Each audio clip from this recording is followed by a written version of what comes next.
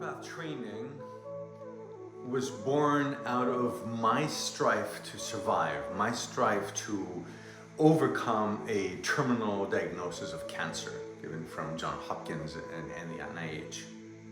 But while I'm in this strife and while I've battled cancer, what I really have realized and have really fine-tuned the JaguarPath training in is that the fact was that I didn't fight the cancer. What I did is boosted myself, boosted my spirit. And through boosting my spirit, through rising above my previous way of thinking, my previous belief system, those emotions that kept me hostage from love, that kept me hostage from feeling my full self-confidence, my authentic self, my being connected with the divine.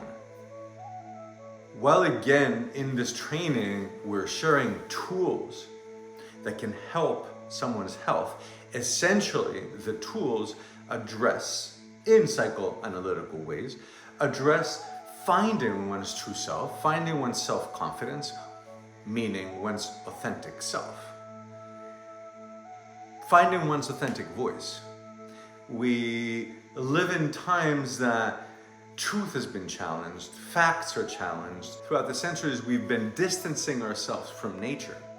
When people ask me what shamans are, my personal experience by working with these people, with several shamans, Don Francisco, Don Sebastian, Don Manuel, Maestro Panduro, is that they're not men or women of some kind of magical power, but they are critical thinkers that are motivated by compassion, by love, caring for the authentic self, caring for the heart that's within each person.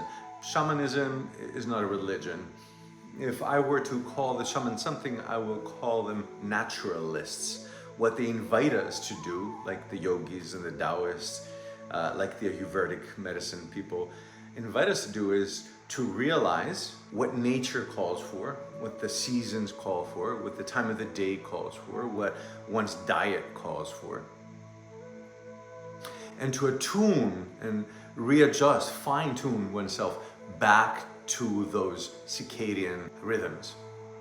The JaguarPath is a collection of 18 tools that are of psychotherapeutic value and essence, and through that one can find and one can reconnect quickly with the authentic self.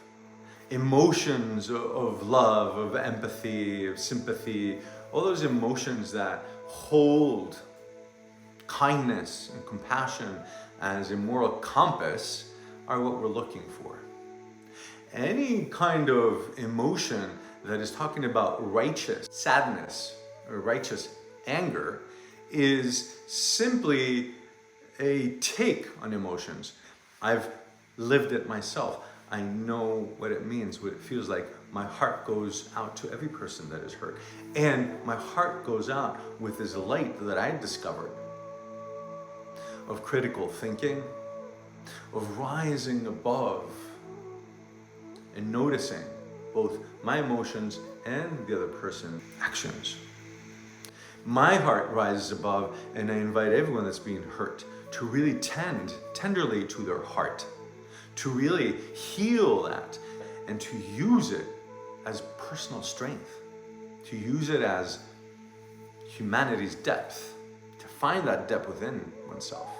The JaguarPath teaches tools that help people heal themselves.